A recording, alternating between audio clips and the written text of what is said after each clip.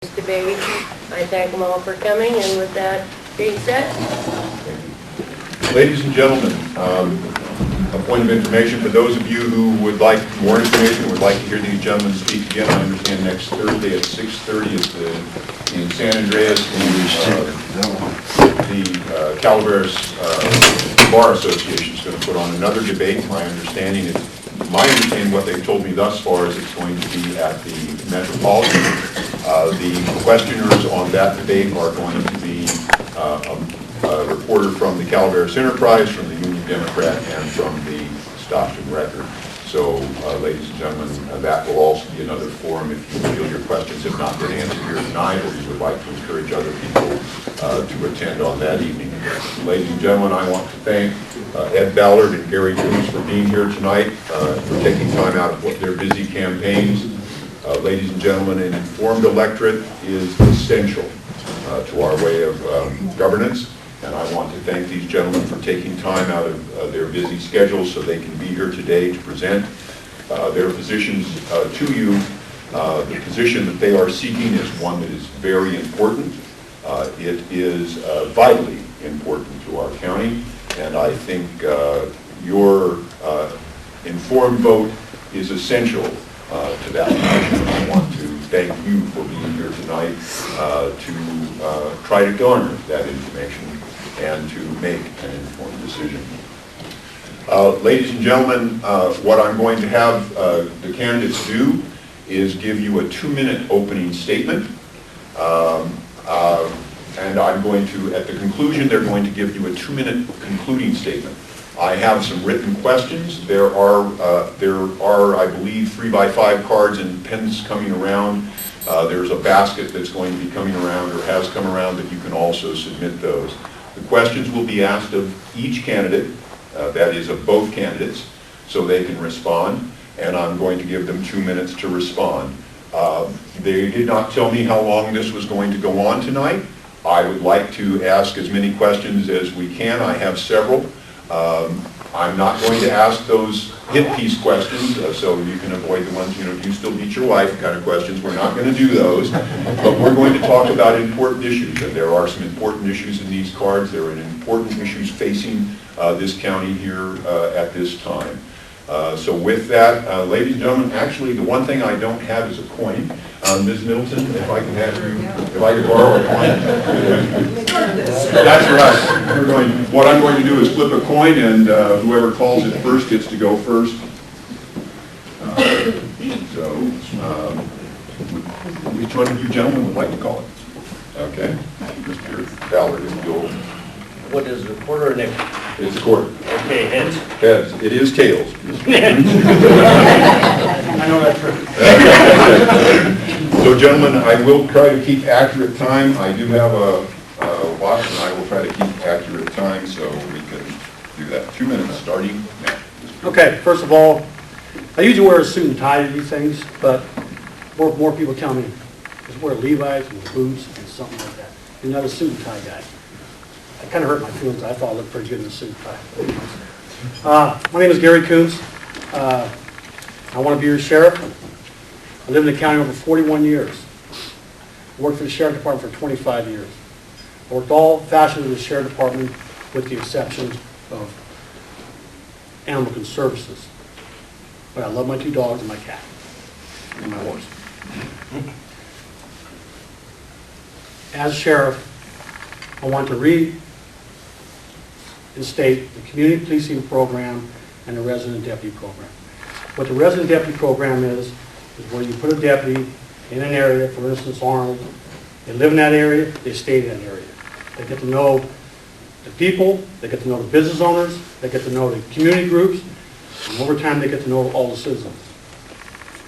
They get to know the geographical areas. They get to know the streets, where the addresses run. So what they do, in a sense, they can respond faster to the calls. They also get to know the hot spots, the high crime areas. They can focus on criminals, and they know who they are and what they drive. Over time, it will reduce crime and will clean the county, that area up. Community policing, on the other hand, it's kind of a follow-up thing. Community policing is not a program, it's a philosophy. It doesn't cost any money, it doesn't cost any extra funding. It's just a different way of doing law enforcement work. 15 seconds. We need to get our deputies back in, community policing, we get our deputies back in the schools. They also become a part of the community. They get out of cars, talk to business people. They build trust back between the deputies and the citizens again. Thank you. Absolutely. Ladies and gentlemen, we do not have a microphone. You can certainly move the podium. And ladies and gentlemen, if I could have you take this opportunity to turn off your cell phone. I forgot to ask that.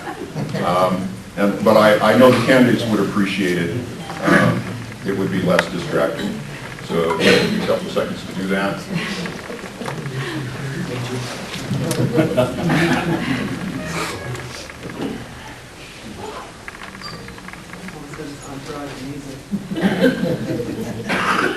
Okay. Mr. Ballard, you have 2 minutes. Well, good evening, and again, thanks everybody for coming this evening. My name is Ed Ballard. I'm a lifetime resident of Calaveras County. I graduated from Bret Harte High School. I completed 5 years in the United States Navy. After I got out of the Navy, I went to work for Salem and King County. I have a total of 23 years of law enforcement experience, 19 of them here with Calaveras County. Over the last 19 years at Calaveras County, I have worked every place within the Sheriff's Department, and I know our Sheriff's Department intimately. I have worked on, written and maintained numerous grants, worked on numerous projects, and completed multiple budgets. Over the next 4 years, it's going to be vitally important that we do a couple of things. First, the last 2 years have brought us 27% reductions in our budgets. Currently, this year, we're facing another 17.5% cuts in our budgets. If this happens, we will be losing deputies on the streets. It's going to be important that we maintain a professional sheriff's department that responds to public safety. It's going to be important that we enhance efficiency through technology and other types of services. And one of the most vital things is working with the neighborhood watch programs and expanding them. The community is going to be the most important thing over the next 4 years to help us with our public safety needs. I will continue to work on the new jail project. Currently, I'm a captain overseeing the custody bureau, and my main duties right now is building the new jail. 15 seconds.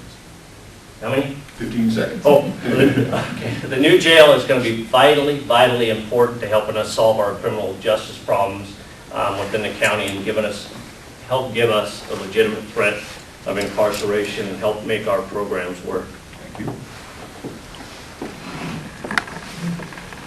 Gentlemen, what I'm going to do is ask some questions, and again, ladies and gentlemen, if the cards are coming around, if you put them in the basket, we'll take a break at some point and we will have some more questions. What I plan to do, ladies and gentlemen, is ask questions of each. I'm going to rotate through the questions. I'm going to give them each 2 minutes to respond. That is, so the next question will be directed to Mr. Ballard first, to Mr. Kuntz second, the following question to Mr. Kuntz first and Mr. Ballard second. They will be given 2 minutes. If they feel that they've answered your questions adequately or said all they can can continue on with whatever other portion they want you to know about whatever other subject it is. Again, I encourage you to ask the questions. So the first question will go first to Mr. Ballard and then to Mr. Kuntz, and it is, what are your respective positions on the issue of concealed weapon permits? And I had several questions like that, so I'll read a portion of the next question, which is, when would you deny a concealed weapons permit? That was one of the other questions. So your position, gentlemen, on concealed weapons permits. Mr. Ballard, you have 2 minutes. My position on concealed weapons permits, Second Amendment of the Constitution is our right to bear arms. The sheriff has authority in the county to issue concealed weapons permits. I honestly believe that when you walk through my front door at the sheriff's office, you have the right to have a gun permit. It will be up to that person that walks through there to take that right away from them. They have to be a legitimate citizen and legally able to carry it, and then they have to be able to fill out the policy or follow the policies and procedures that we have in place. The second question was, when would I deny it? Well, that was one of the alternate questions, so it's just a question, gentlemen, on your position on concealed weapons permits. That's my position.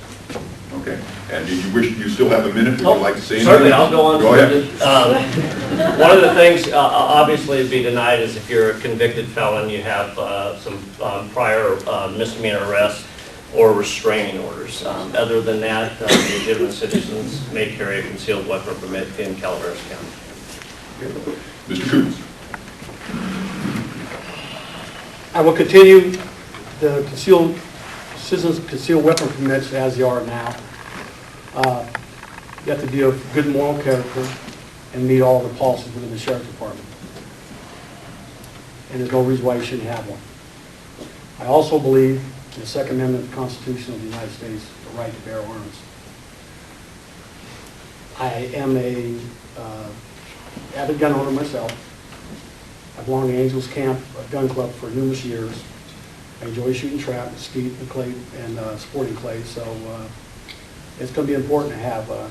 It'd be important to have a CC gun. And also, with our constitutional rights, the Second Amendment is that, as we're telling everybody, to limit resources, it's good to have a weapon in your house to defend and protect your family. If you need to. Thank you.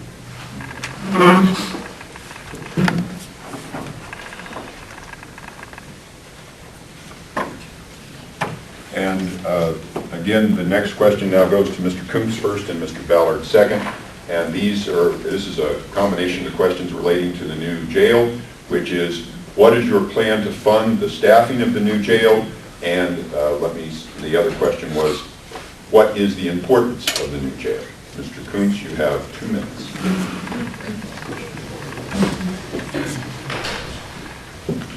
We need a new jail, and I support that. When we build this jail, where we're 240 beds, if we don't have programmings in place, it'll fill up within a month. When I was the custody commander, I could have filled a 240-bed jail in about a month. What we need to do is make sure we have programming in place. We have to have programming. Number one, we have to have a good partnership with mental health. So when we bring mentally ill patients that are in crisis into the jail, we need to fast track them out and get them into treatment. Number two, we have to develop a good partnership with drug and alcohol, because we need to get these folks off of alcohol and drugs so they can be productive. Number three, we're going to have to, a lot of these inmates come in our facilities, have no job skills. We have to develop a partnership with level-low job training so we can get these folks some skills so they get a job, so they can be productive human beings and start paying taxes and quit being a burden on taxpayers. And without that, the new jail will not work. We have to have programs in place.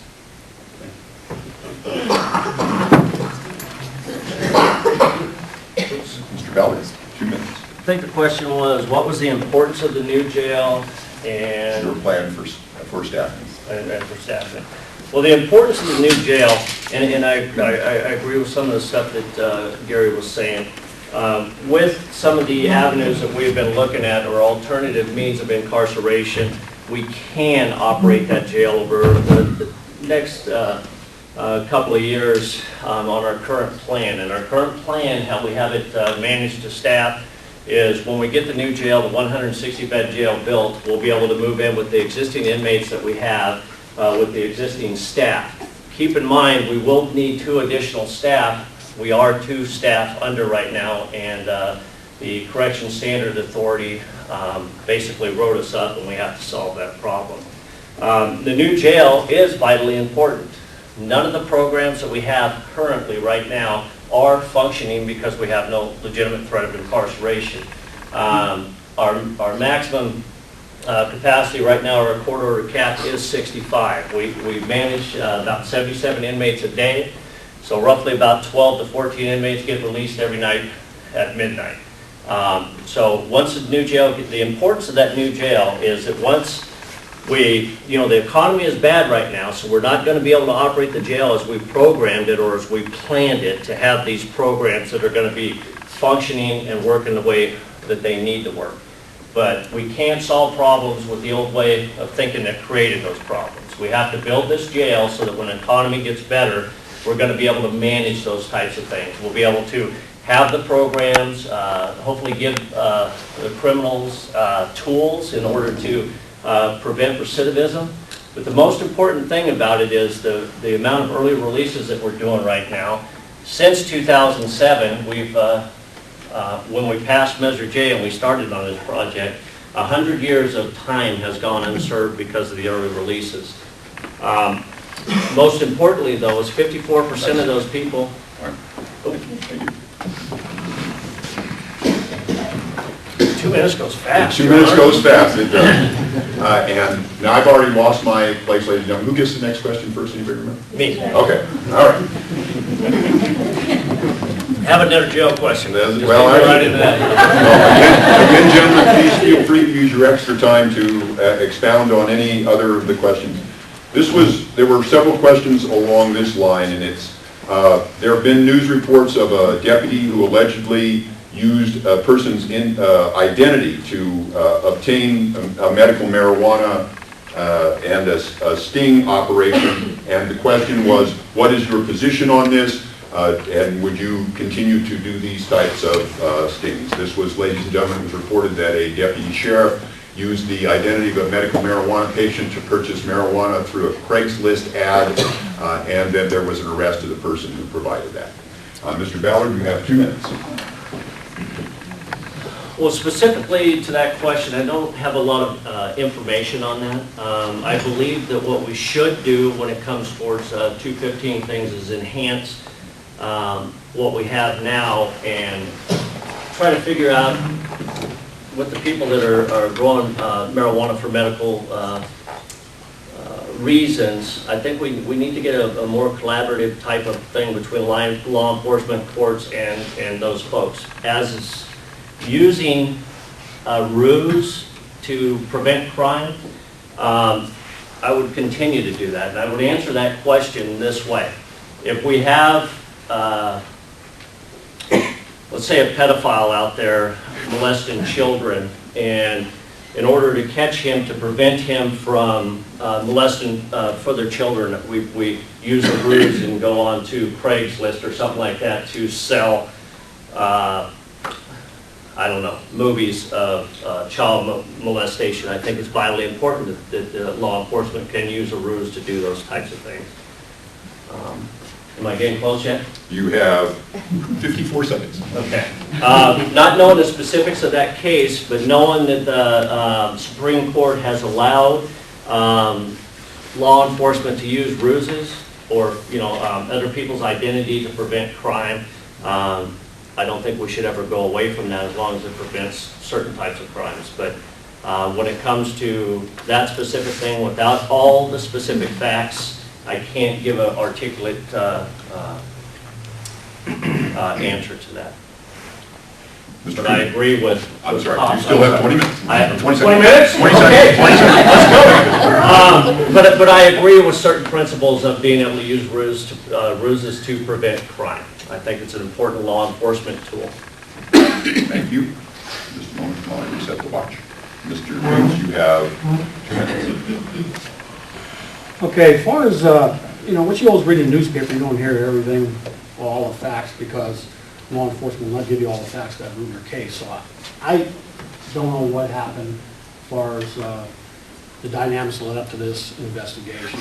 But I guess if someone's breaking the law, then you could use these ruses. But it was, when it comes to, was that something about comment on Props 215? Well, the question was, they used this ruse to bust this person who was selling under Prop 215, advertising it under Craigslist. I don't, like, again, I'm gonna say I don't know enough about that case to give you a real good, accurate answer, because there's a lot of information that I'm not privy to at this point in time.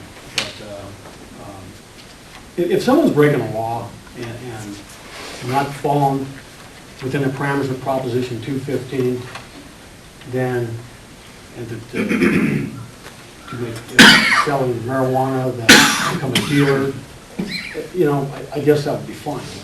Again, I don't know all the particulars about this case. As long as I think people stick within the Proposition 215 parameters, they should be okay. So I can't really comment that much because I don't know all about the details of the case.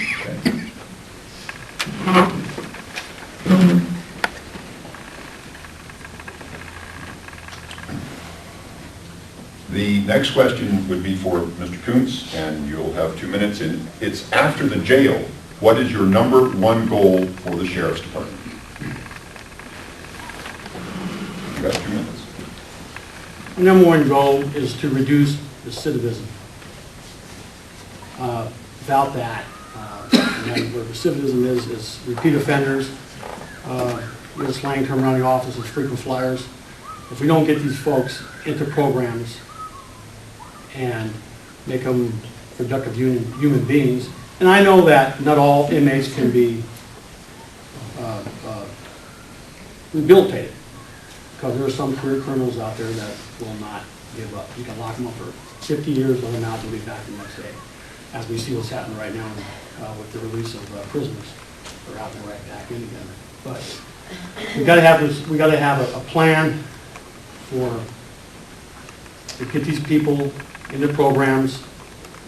If we don't, we will fill the jail back up. And that's just, thank you. Just trying to get his attention, have him raise his voice a little bit. He's very Okay. Asking if you could speak up. Okay. Speak up. Ladies and gentlemen, we'll try to have them both speak up loudly again. Ladies and gentlemen, we do not have a microphone system here at this time, so we will do what we can do. Mr. Ballard, you have 2 minutes. My number one goal after the jail is built, I'm assuming. Well, it says after the jail, what is your number one goal as sheriff? Well, I guess it would be your number 2 goal if that's your number 1 goal. Well, yeah. The jail is expected to be completed late 2013, so that would roughly be the last year left on there. Based on the economic times, I guess my number one goal would be to sustain the most professional law enforcement that we possibly could, and really enhance our narcotics enforcement back into methamphetamine, and go after labs and get a really good drug endangered children program. I think that would be my number one goal to continue with that.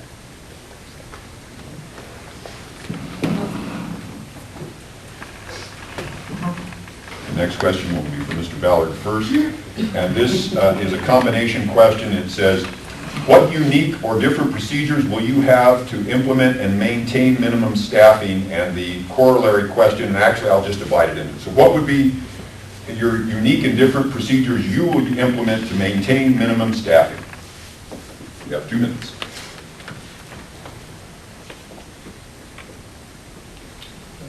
Unique, say that again? What unique and different procedures will you implement to maintain minimum staffing? That's a tough one. To maintain minimum staffing. Well, I guess I'm going to have to go with, I mean, is it jail? Is it throughout the whole entire That was the thing? question. What unique things would I do to maintain minimum staffing? Well, it's going to be based on, I'm going to base it on the current conditions. Unique things that I would need to implement to maintain minimum staffing is to reduce the levels of service that we have right now. What calls would we have to not respond to? And then I think I look at, currently let's use patrol for instance. Currently they're operating on the 12 plan. In some of the recent staffing studies that I did for the Board of Supervisors dealing with the new jail project and how we're going to maintain minimum standards there, would be to focus on some alternative staffing plans or shift schedules. Unfortunately, it's a union issue. But there is some unique staffing plans that we can do. I'm at a loss on that question, Your Honor. Okay. Just a moment.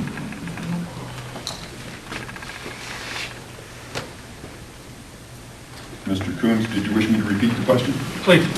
What unique or different procedures will you implement to maintain minimum staffing? You have 2 minutes. Okay, first of all, I would really do everything in my power to keep our present staffing. We're really short right now, as far as patrol and as far as the jail. We've got to come up with some out-of-the-box thinking. We zone that department, look around, look in every nook and cranny, and we're going to have to keep people over equipment or projects, whatever. We need to keep the present staffing we have, or it's not going to work. Especially patrol. We have to be able to keep the people we have. And how I'm going to do that is by, with my plan of broad-based leadership style, we're going to have to get everybody together, starting from the deputies, corporals, sergeants, sheriff techs, everybody. We have to come together and figure out a way that we can do this. And prior to my leaving the sheriff department, I had numerous people come into my office and say, Lieutenant, if we do something this way, we could save this, we could save some money here, we could do this, and it works. So that would be my plan, is to have a broad-based leadership style, and have a lot of input from our employees, and pick up all their ideas and implement them, and I think we can make them.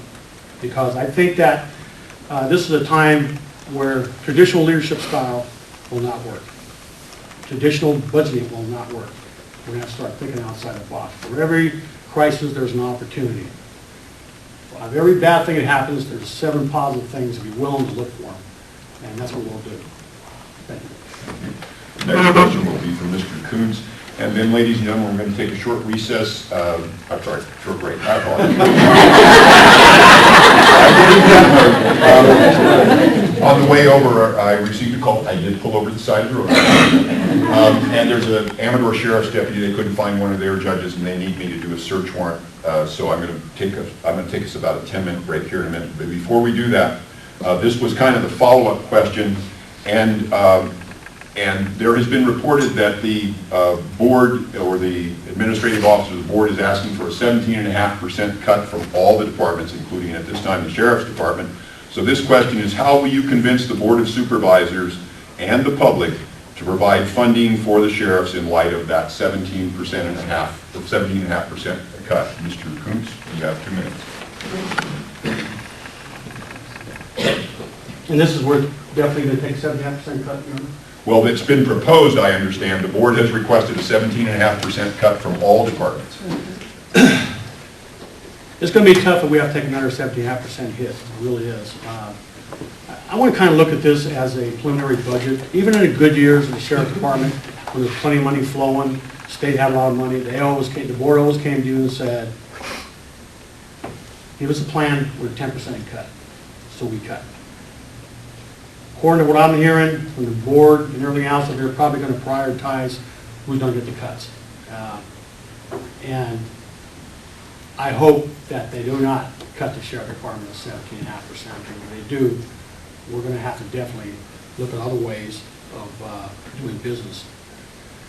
Some of these calls are going on, we're going to have to get rid of them.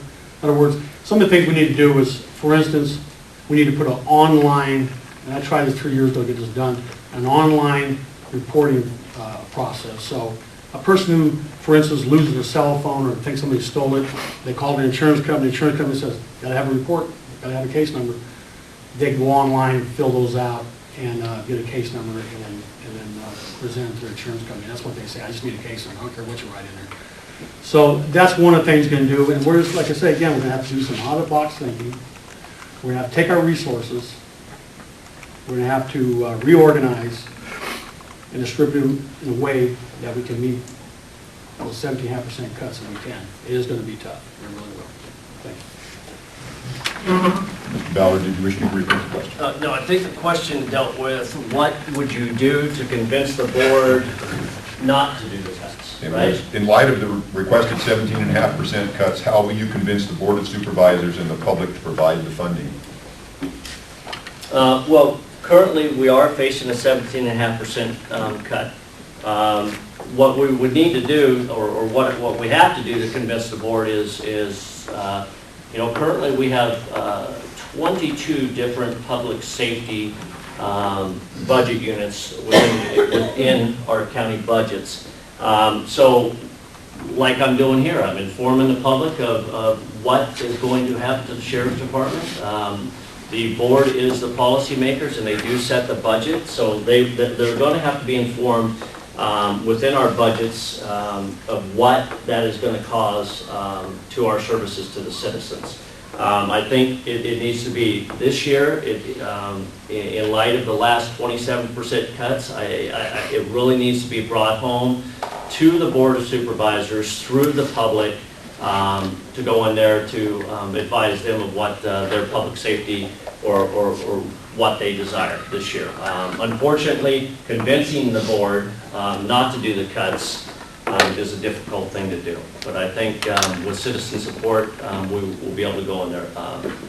Last year, we did not have, we only had 3 citizens come to the budget cuts. 3 people, and we ended up losing an additional 17% last year. So I think it's going to be up to the citizens much more than it's going to be to the departments at the county. Ladies and gentlemen, we're going to take a break for about 10 minutes. And again, if you have any other questions, please write them down. Have some water back here if anybody wants some water.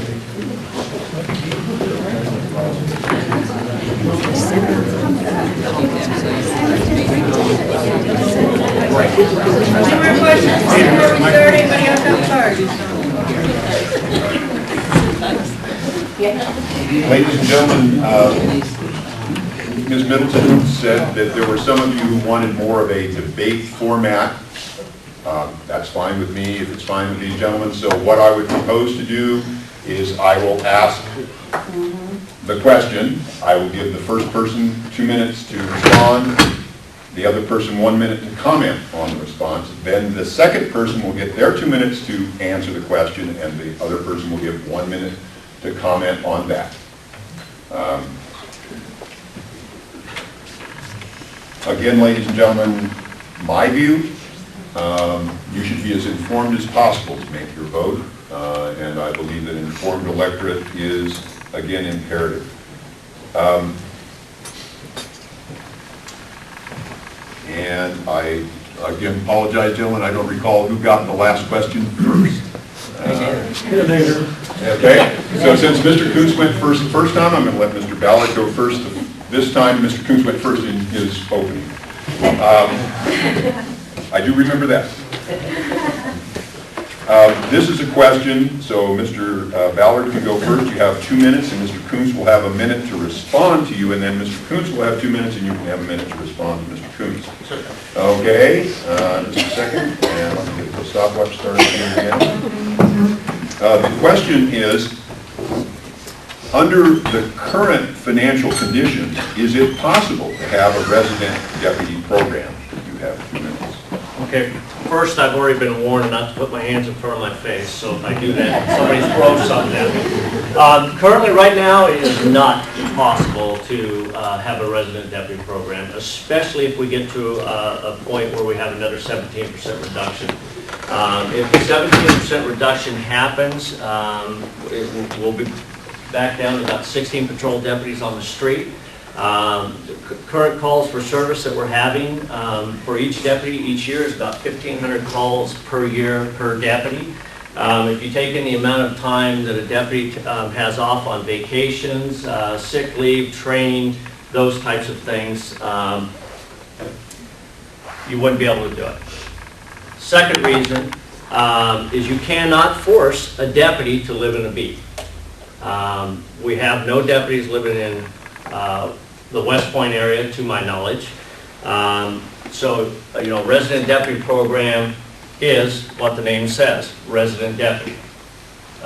We cannot, under some certain union rules and some other law, force somebody to move to a beat. The second, or those are the two primary reasons. Calls for service, amount of deputies we have on the street, and not being able to force, and then additionally, other union things that we'd have to overcome with allowing a junior deputy to get work on day shift. Mr. Coons, you have 1 minute to respond to Mr. Ballard. Can I just have an extra 3 minutes to go ahead and put my part in? I'll give you 2 minutes to speak, but if you wish to respond to him, I'll give you 1 minute to do that. No, I can go ahead with my time. Okay, go ahead, sir. All right.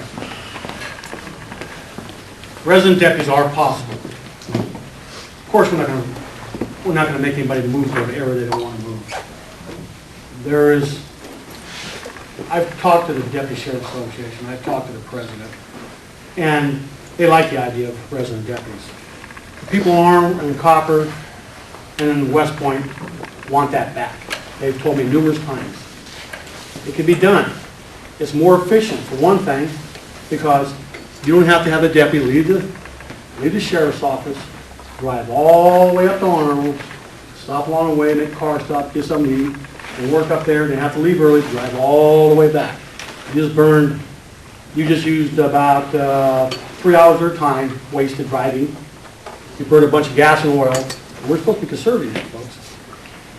And they live in that area, they take the car home, they park it there, and not everybody wants to be a resident deputy. Where there's people that do want to be resident deputies.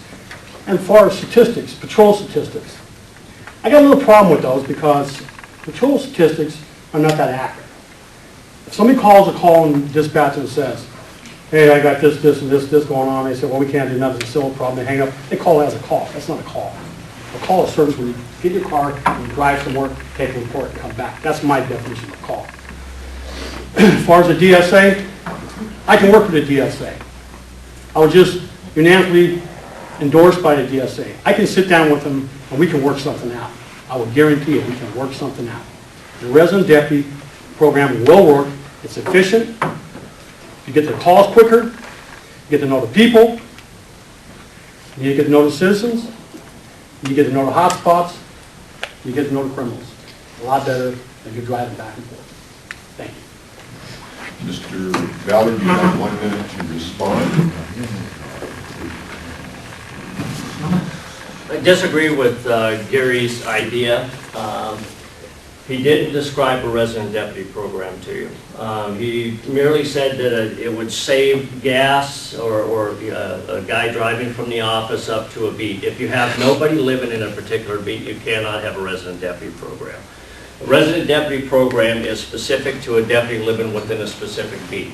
It has nothing to do with saving gas or saving oil or those types of things. Calls for service, and Gary was involved in the 2007 strategic plan, which we did to compile what our needs were going to be over the next 10 years. The calls for services deputies are having right now are based on facts. Gary is correct when he says that they're divided up into a certain amount of calls where a deputy goes or a deputy doesn't go. The calls that we have, where we have roughly about 42,000 calls per year. Amador and... Thank you. Thank you. Again, gentlemen, when you have extra time, you can certainly come back to another issue. This question would then be for Mr. Kuntz. We'll have 2 minutes. Mr. Ballard will have 1 minute to respond, and then Mr. Ballard will have 2 minutes, and Mr. Kuntz will have 1 minute to respond. And this is a combination of questions that I put together What are the constitutional duties and the statutory duties of the sheriff and the sheriff's department? Mr. Coons. Constitutional duties of the sheriff department is to protect the Constitution of the United States, force whatever they say. I mean, it's like right to bear arms, Second Amendment. And what was the other one? What are the constitutional statutory duties of the sheriff and the sheriff's department? Okay, it's the constitutional duties of the sheriff department is to maintain a jail, maintain a civil division, and investigate crimes. They really don't, the sheriff really doesn't have to have patrol. If you have a sheriff department without patrol, you're gonna have some problems. You're gonna be sheriff very long. That's for sure. So that is the duties of the Carter duties. Okay. Mr. Ballard, you have 1 minute to respond if you wish. I don't need to respond. Okay, If you ask me a you have question. 2 minutes. What are the constitutional duties of the, or constitutional statutory duties of the sheriff and the sheriff's department? You have 2 minutes. Constitutional duties of the sheriff.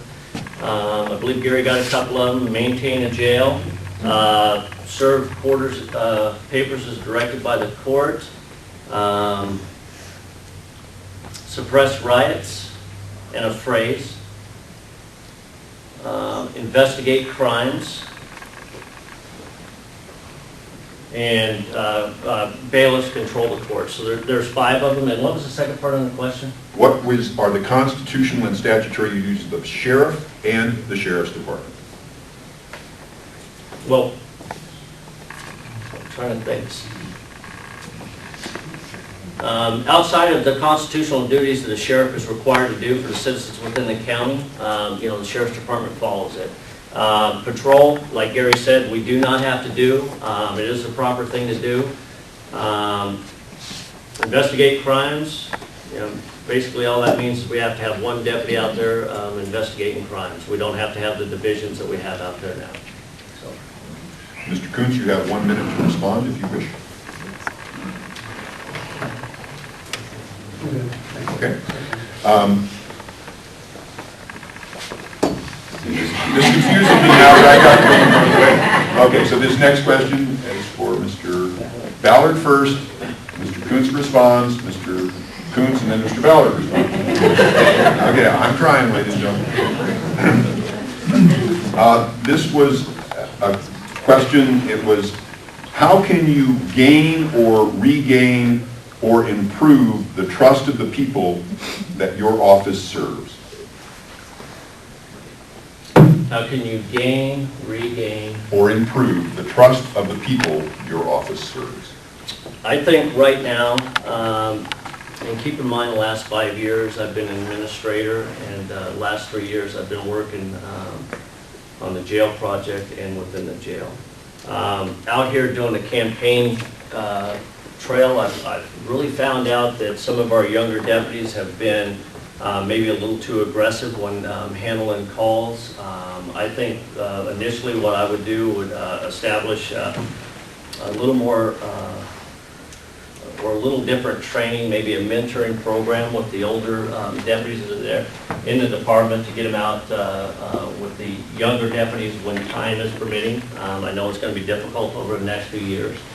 As far as the trust element, I do believe that we need to spend a little more time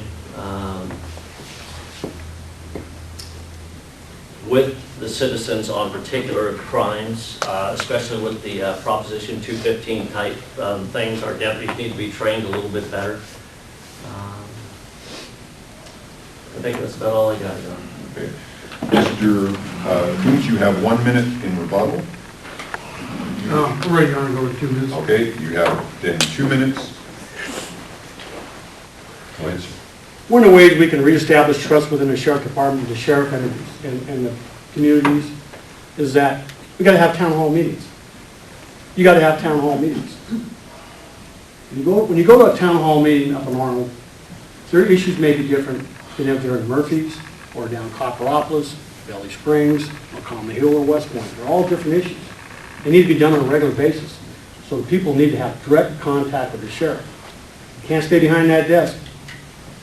You got to get out. You're the figurehead of the department. You need to be out there and reestablish that trust with the citizens. Number two,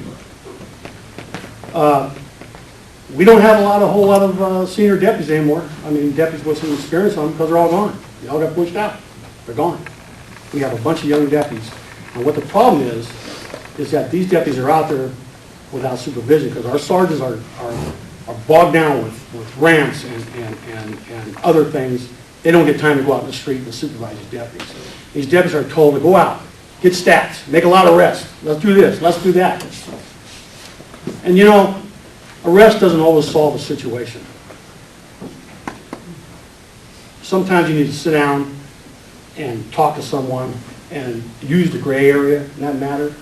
Why make a bunch of arrests, write a bunch of reports, and they're not whole, they don't have all the elements of the crime as outlined in the penal code, and then burden the DA's office with mountains of papers, and then they have to turn around and say, no. And I read those things as operation commander. I read every stat sheet that went over to the DA's office. They would write down, no charge because of this, no charge because of that. And I was going through 1, 2, 3. And I started pulling some of these reports and reading them. They're making a lot of arrests and don't have, they have a good cause to be there. I think they do it all in good faith, but they're pushed to do this stuff. We need to retrain our officers. We need to make them more user-friendly. Because what happens is that they go out in the street. Maybe that's 2 minutes. You have 1 minute to respond, Mr. Ballard. Okay, Get on the roll.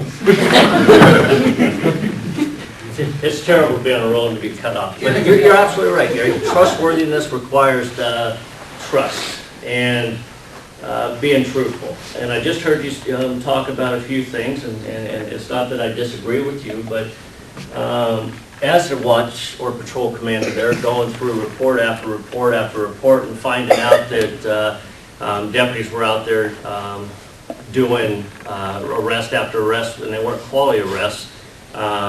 I guess my question would be, and maintaining truthfulness, what did you do to correct that problem? Can I answer? Yeah. I'll go over to DA. Oh, I'm sorry, Your Honor, I jumped right in on that. That's okay. The gentlemen are doing fine. What I did to correct that was I started having one of the district deputies, or one of the deputy DAs, started coming to our team training. And I told them to bring some reports with them. And sit down with these deputies and read these reports, kind of scratch out the names, of course, and go over them and tell the deputies, what you should have done was this, you missed this point, you missed that point, you missed that. Maybe it was a good case, but if you don't put the elements in there, the DA is not going to file on it. They're not going to file on it. So we started changing that by doing more interdepartmental training with different agencies, like with mental health or drug and alcohol and everything else. Same with towing. They started towing everybody's cars, filling out the paperwork wrong. We brought a high patrol in there they are the king of the surf form we use. So it started changing before I left, and we went to different shifts, and then the team training kind of went out the window, or it may be still there, I don't know. I'm not there anymore, so I don't know, but definitely we need more interdepartmental training with the DA's office to get these deputies to write more effective reports so we can do it. Thank you.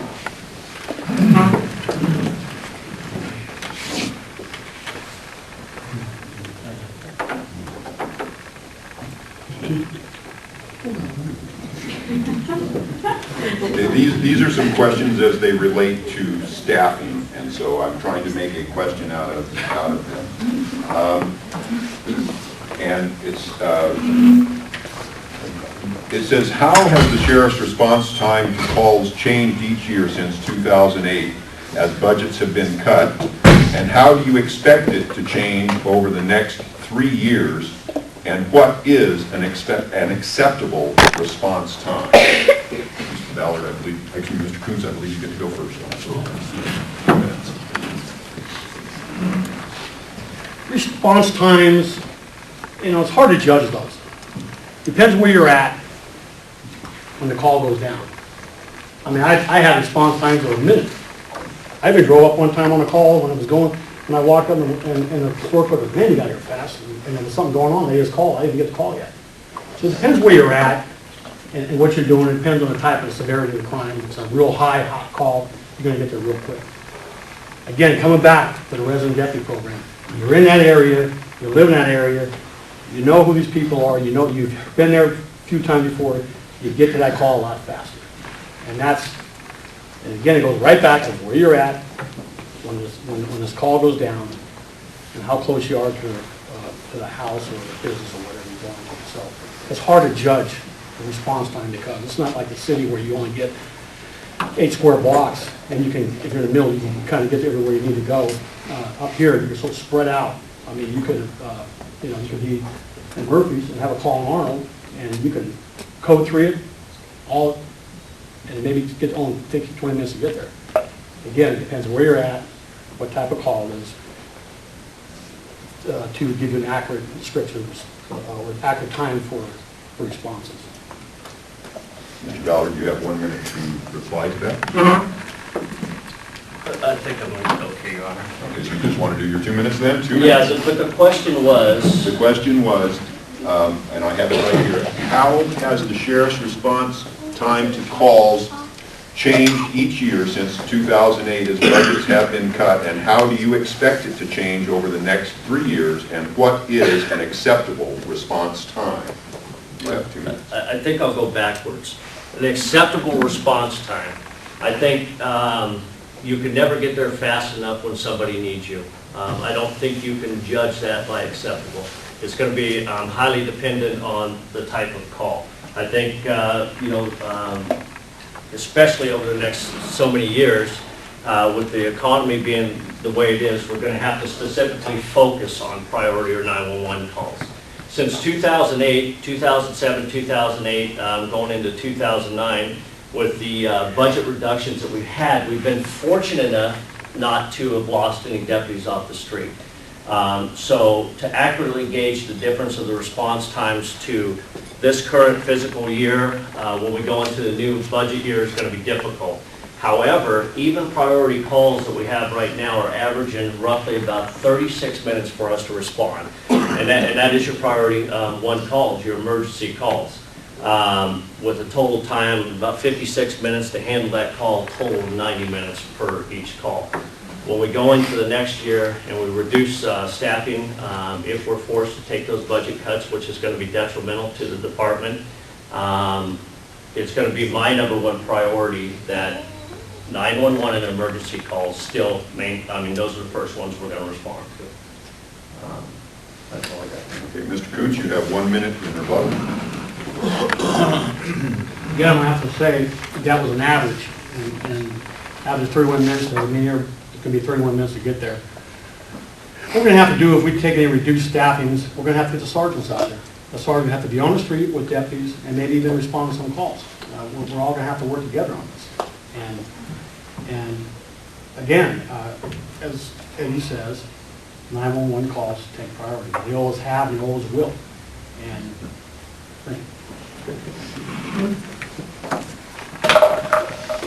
The next question would be for Mr. Ballard first, and just a moment, Teresa at the left.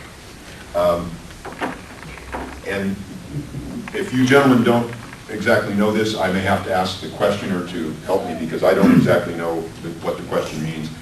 Will you help start the, quote, bridging the gap, end quote, program at the jail in Calaveras County?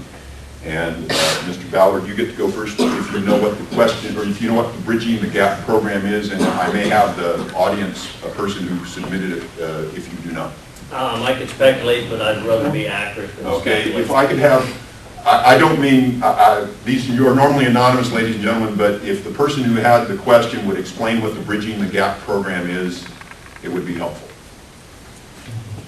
Don't be shy. Okay, then. It's not Then I'm going to. me against you or Gary against you. Then I'm going to pass the question then. Okay. Because I can answer. oh, Mr. Coots, then I'll let you know. Go ahead. He wrote it. We know who wrote it. Right. Nah, he left. He was sitting right there. Actually, I got to say that the guy sat here and told me what it was. Okay? Just so I can educate the audience, I'm going to tell you what it is. I'm going to be fair. Well, you should be. Okay. Bridging the gap is when someone who is an alcoholic or has an alcohol problem, the minute they get out of it, then they leave jail, go out the back door.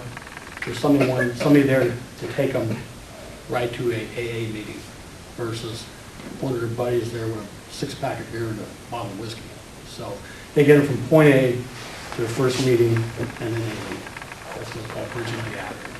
Okay, and then the question is, will you help start a program at the jail in Calaveras County? You know, I think we may have something similar to that in place right now. But if we don't, why not? Mr.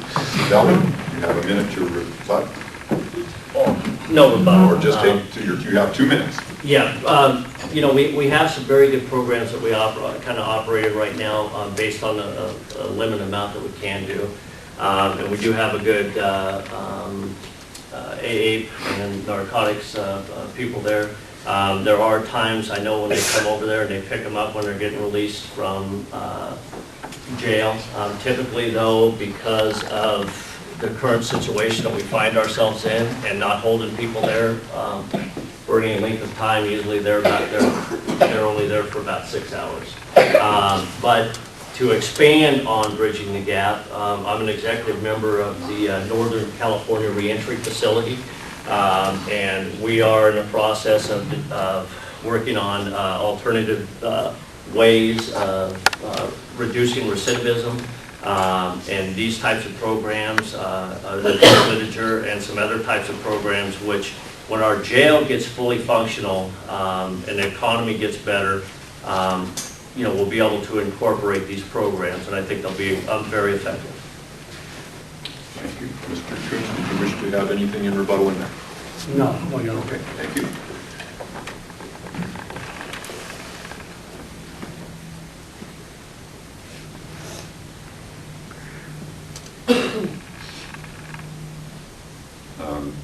This one would be for Mr. Coons first, even though he answered the Bridging the Gap question.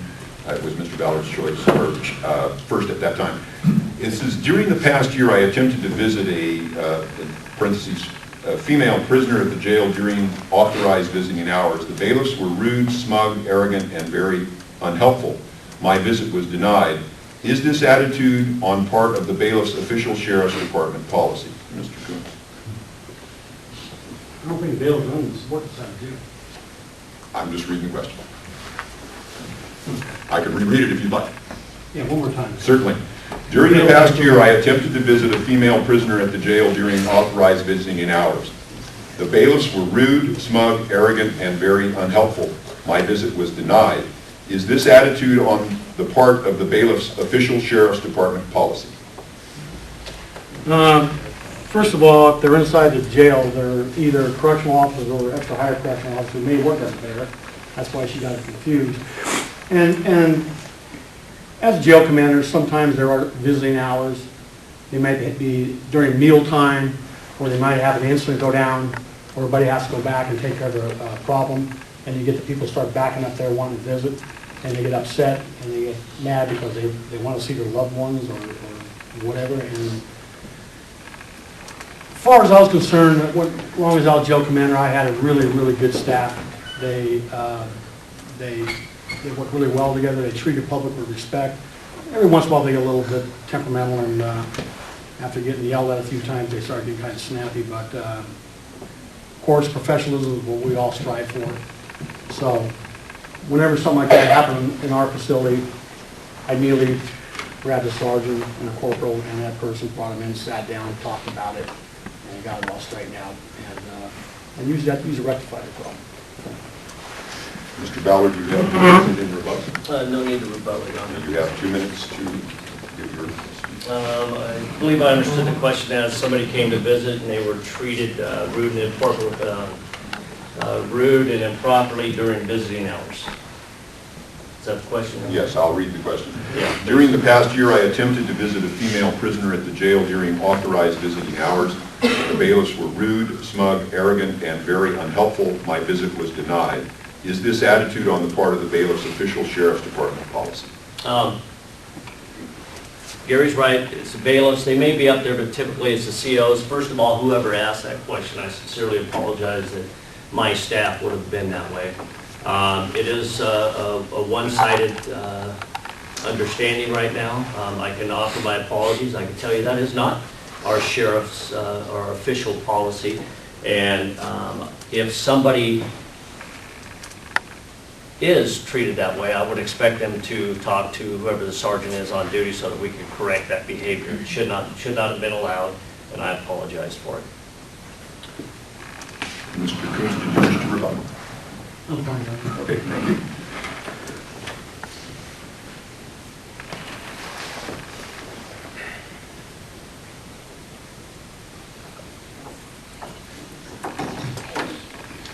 This next one then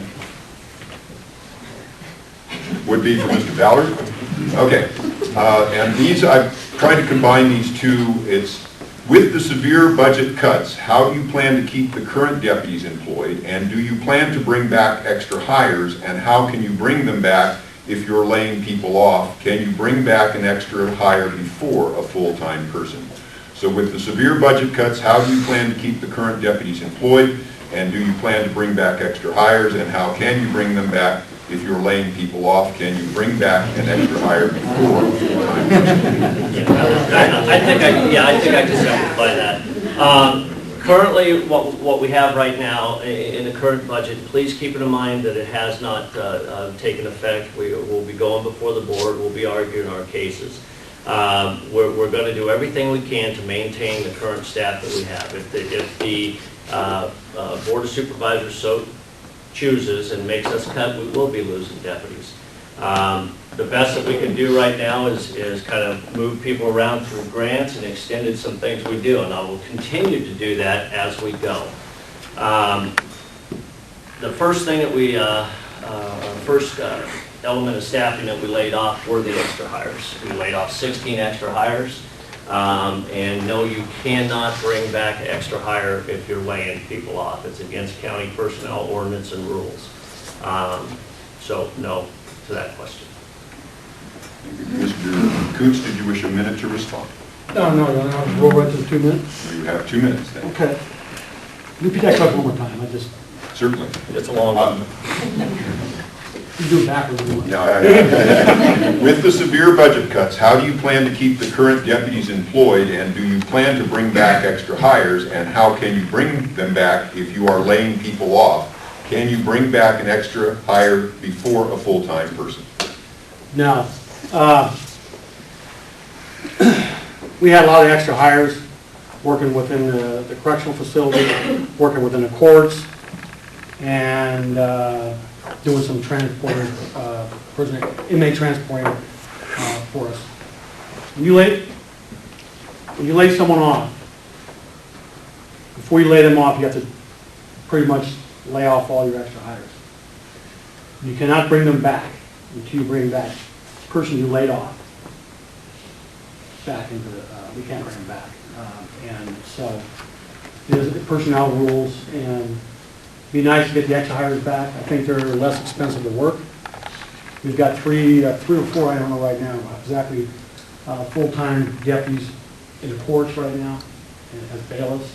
We need to get those people back over to the sheriff's office, come back on the street. We need to try to bring back the extra hires. And you'll be able to do that after July 31st. Mr. Beller, you have 1 minute. Okay, Okay. This next question would then be for Mr. Coons first, and it is, what is your plan to fund the staffing for the new jail? Wow. My views on a new jail was that we need to build a jail that we afford to build. We need to build a jail that we can afford to staff without breaking the county. I just learned, I was there actually at the board meeting. We had a jail study session, and they voted 5-0 to move it on to the next phase, which is, I think, completing the plans. There's still some issues about staffing. When we fully staff that jail, the minute you go over 99 inmates, you have to have a full-time medical for jail. That is going to cost an arm and a leg. It's going to cost them millions. And to bring back the whole staffing, depends which way you want to go. You want to go to direct supervision versus indirect supervision of the inmates in these pods. That's going to take a couple more extra people.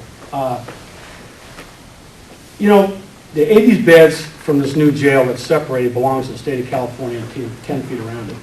I think we need to work with California Department of Corrections and Rehabilitation to see if they can come in and possibly take that over, and that way we could take our parolees in our county and put them in there, and they could staff that themselves, and we just stick with our, I believe, 160 beds and try to do something like that. But we fully staff that thing right now, or if the economy don't get better in 4 years, we're done. You're going to start losing. You're going to start see people in different sectors of the county losing their jobs because it's going to cost anywhere from $5 to $7 million more, if I'm correct. These last figures I look, these figures change all the time. So it's going to be tough. It's going to be very tough. Again, we have to go back to programming to keep us below 99 beds, below 100 beds, so we don't have to pay the actual staffing and everything else. So we have to really do some progressive programming. That's for 2 minutes. Thank you. Mr. Ballard, we have 1 minute in rebuttal. I just need to clarify one thing in the rebuttal. Gary, did you say you would like to have state correctional officers come in and manage our local jail instead of having our own people operate our own jail, or maybe create jobs? I just need to make sure I got clear on that. What I meant by that was that CDCR have correctional officers, and they could possibly take these 80 beds over, because I remember the guy I was helping design jail said we could do that. He told me we could do that, and we work in conjunction with each other. Maybe we could work out some kind of medical thing where if CDCR brings in some medical people, we could do something so we could have them treat our people along with that. I think it's possible. I think it's doable, because Art told me it could work. What's CD? California Department of Corrections and Rehabilitation. Okay. I'm sorry. We get hung up on acronyms. I'm sorry. So, Mr. Ballard, basically, he's just answered your question. You have 1 minute Okay. in rebuttal, and then you have your 2 minutes. I'm just going to let it go. Okay, you have 2 minutes. Okay. The question was, you have to repeat it. Yes, it is. What is your plan to fund the staffing for the new jail? Okay, currently, the staffing for the new jail, our plan is to move in from the existing jail that we have with the existing inmates into the new jail. The overall jail is 240 beds, and once we get to a certain staffing level, it'll be a significant cost. But currently, what we've been able to work out with the state over the last several months is the move that I just explained. The state has also agreed to allow us to rent out 10% of the beds that we have in that new jail. We need 2 more people to move into the new jail with the existing inmates plus 2 to move into it. Renting 10% of the beds that we have in that jail will create about $242,000 of additional revenue, which will pay for that and help subsidize some of the other inmates that we're in. As we continue to progress and the economy gets better, that'll be the same plan that I will follow to get new staff as we get new inmates based on a revenue generation type of a approach. So that would be my plan. Mr. Kuntz, you have 1 minute in rebuttal. Yes. Your current plan was to move 80 people up with 2 additional staff into a 240-bed facility, is that correct? Sure. Okay. The minute you move those folks out of that, inmates out of the 65-bed cap into this new facility, and you get a couple of hanging judges coming into town, and they upset the judge by smarting off or something, you're going to have about 20 people hitting the bucket real quick. Excuse my slang. And then we're going to have issues. Then we don't have enough staffing ratio to inmates. As far as renting beds, right now, Governor Schwarzenegger turned them out by the thousands. They're not going to pay to rent beds. They're turning them out. So that's going to be a juggling act. And again, going back to aggressive programming is the only way we're going to combat this thing. I get to respond, right, Your Honor? Actually, that was his response to yours. Just a moment.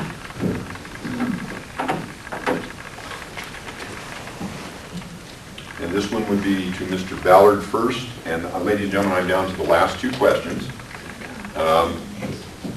And this one would be Mr. Ballard first. You have 2 minutes, and it's, have you made any promises to the union, and if so, what and why? The only promise that I made to the Deputy Sheriff's Union is that I would try to maintain as many jobs as I possibly could. And the second part of the question was what and why? Yes. Have you made any promises to the union, and if so, what and why? Well, I've made no promises, other than I would do my best to sustain as much employment there as we possibly could. Mr. Coons, you have 1 minute in rebuttal. Yes, I know what this person is referring to. I did make a couple promises to the Deputy Sheriff's Association. Number one, I said they could have ball caps. Number two, I said they could wear Class C uniforms. I did promise them that. They've been wanting that. There should be any problem having ball caps because of the cancer thing and everything else going on. They're out in the hot sun every day. Why can't they have a ball cap? I don't have a problem with that. If President Sheriff does, I don't. And what Class C uniforms are, they're kind of like fatigue type uniforms, because they work in an environment in the geographic area where they're climbing fences, walking in weeds. We don't have sidewalks around Calaveras County unless you go to a certain place. But I told them, yes. I told them, as sheriff, the morning I took office, they would have ball caps and they would have Class C uniforms. What they're referring to is a promise I supposedly made that I'm going to lay the deputies off. I went back, I thought about that. I went back and I talked to 6 or 7 of the people that day at the DSA, the Deputy Sheriff's Association, and they said that I said I would do everything to keep them. It would be the last ones to go. That's what I said. Thank you. Now, that was your 1 minute. You now have 2 minutes if you would like to give your answer. All right. Besides what I just said in my rebuttal, the Deputy Sheriff's Association, the members of it, are corporals, deputies, and sergeants. They are the backbone of the department. Without them, this department will not function. I've got the utmost respect for it. I have worked in the past with them many, many times. I myself one time was a Deputy Sheriff's Association president. I negotiated contracts. We got counsel for them. We worked together. We raised money. When I was there, I raised $50,000 in the first 2 years I was there, and that was the early 80s. And we gave back to the community. We gave them scholarships. We sponsored Little League baseball teams. We did all this kind of stuff.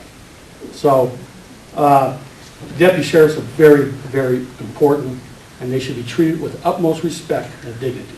Thank you. Mr. Ballard, you have 1 minute for your rebuttal. Certainly. I was there.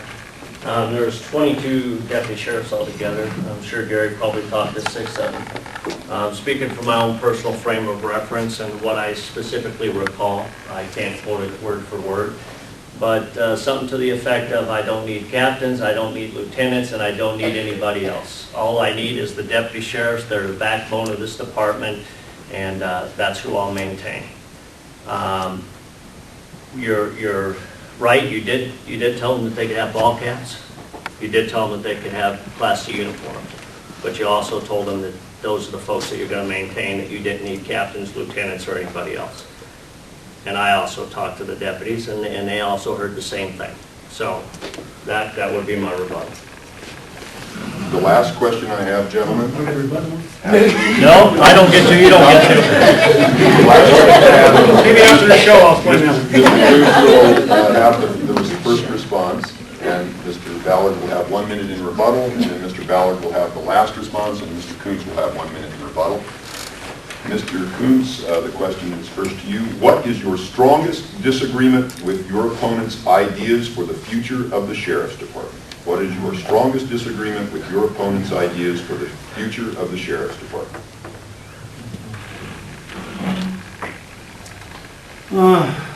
We have, over the last 2-3 years since the jail project went on, we disagreed on some things as far as staffing and how many beds we should build and that kind of thing, but, you know, and I think it was in a professional manner. It was just his opinion versus my opinion, and other than that, I don't think I ever had any disagreement. Speak up, we can't hear you, Betsy. Pardon me? Can you speak up? Okay. I don't believe, other than the jail thing, we talked about that quite a bit, and I wasn't worried about staffing. I was worried about how we're going to build it. I didn't like the location where it was at. I thought it should have been built. I was wanting a jail that was underground. I seen one down in Marin County that they built it underground, a little more money up front, but they had a little administration bill on top for the correctional office and such. It was very efficient because you didn't have to paint it, no windows, no roof, no nothing. You had some areas we could walk inmates outside so they get all the vitamin D sunlight and all that kind of stuff. But what it was, the reason I liked it was because it had 65 to 70 degrees in that jail year-round, because the cost of energy is going to skyrocket over the years. If you don't believe that, go buy some gas. So we're running out of natural resources. We are. Eventually, we're going to have to do something else. So that was my idea. I wanted to build an underground jail. That was my idea. And I want to put like a little library. And we had some discussions on that. That's the only thing I disagree with them on, other than I didn't remember. Did you remember something? Ballard, Thank you. you have 1 minute in rebuttal, and then you have your 2 minutes. I'll just go with 2 minutes. Okay, you have 2 minutes. I took the question to mean, what do I disagree with about what he is currently saying he will do as a sheriff? It says, what is your strongest disagreement with your opponent's ideas for the future of the Sheriff's Department? I have 2. Number 1 is I do know that you cannot do the resident deputy program currently right now. And number 2 is, although I would love to be out in the community having town hall meetings and meeting with everybody, I mean, I'll fit that in. I will do the absolute best that I can. But I absolutely believe that currently during these economic times, it is going to be absolutely essential that a sheriff does the job that he needs to do to sustain the money that we got coming in currently under grants and other funding sources.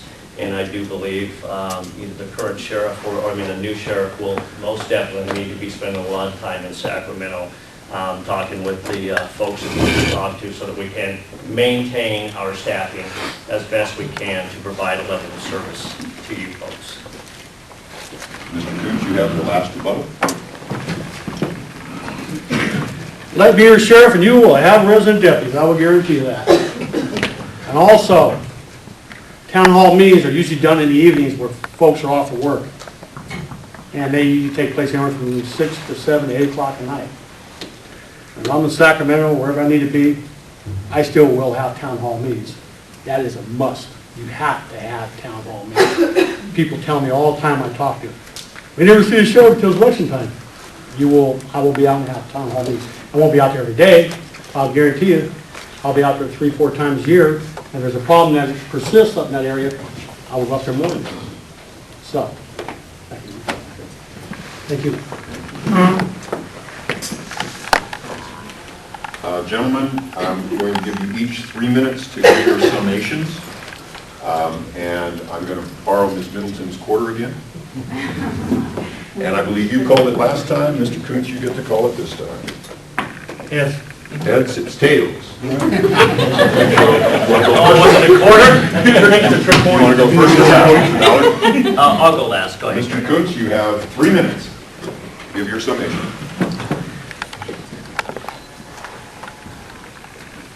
I have 25 years' experience with the Sheriff Department. I've worked all sections of the Sheriff Department. I really believe in the community. I believe in community policing, the resident deputy program, town hall meetings, and everything we actually talked about.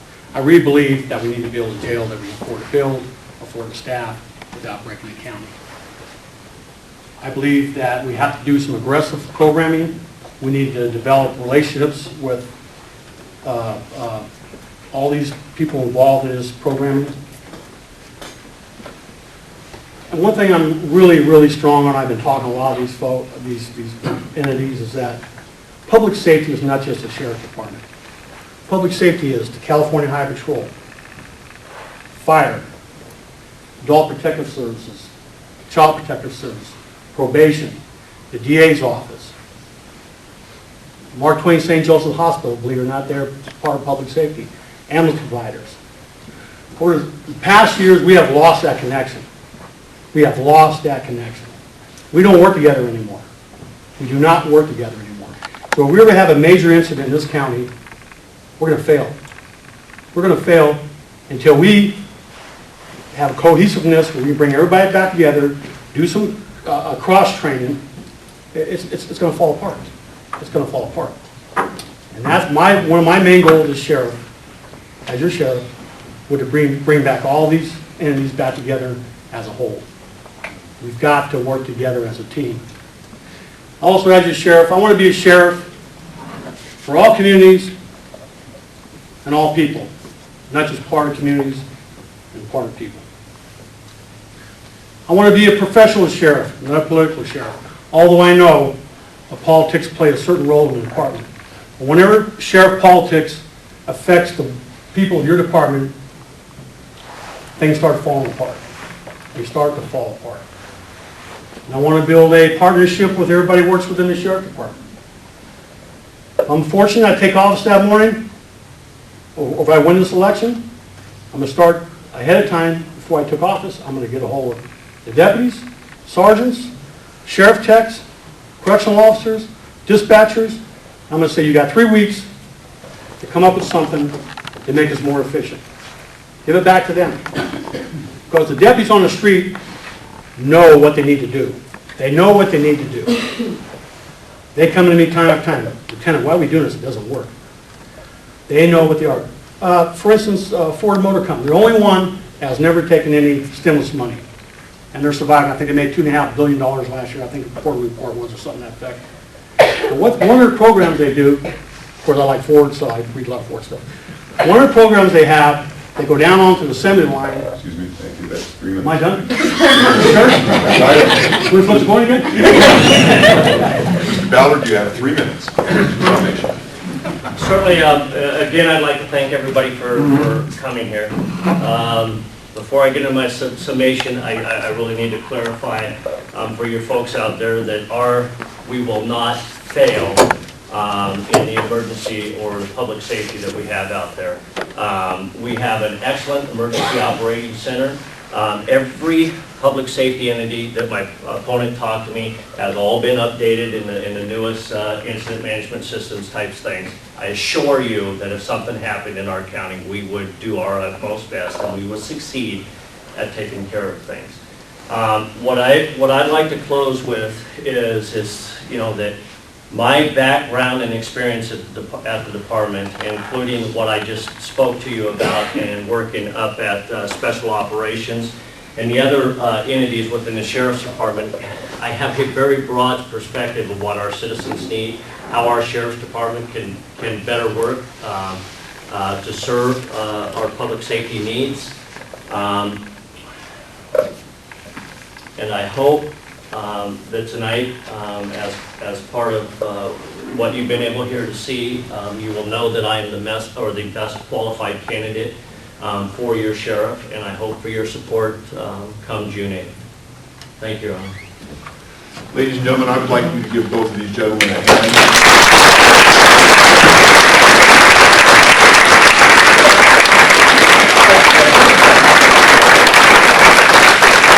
I forgot to say this. Thank you all for coming. Thank you. And let's give Judge Boweni a hand.